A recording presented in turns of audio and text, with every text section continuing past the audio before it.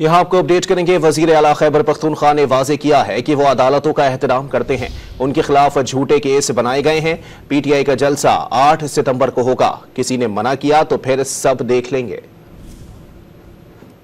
हम तो अदालतों का एहतराम करते हैं और ये जो कानून को बार बार तोड़ा जा रहा है और इलीगल FIR की हुई है, ये हमारा रास्ता नहीं रोक सकती, क्योंकि हम एक हक के लिए खड़े हैं। इमरान खान साहब साथ खड़े हैं हम इंशाल्लाह, और हम खड़े रहेंगे।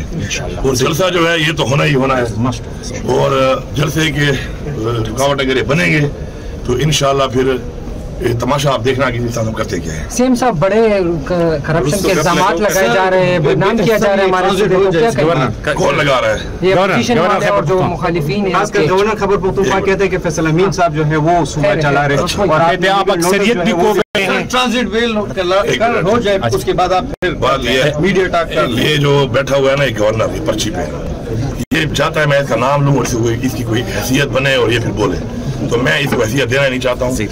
इसको मेरे ख्याल में गवर्नर हाउस में रात को सोना इसको रास नहीं है।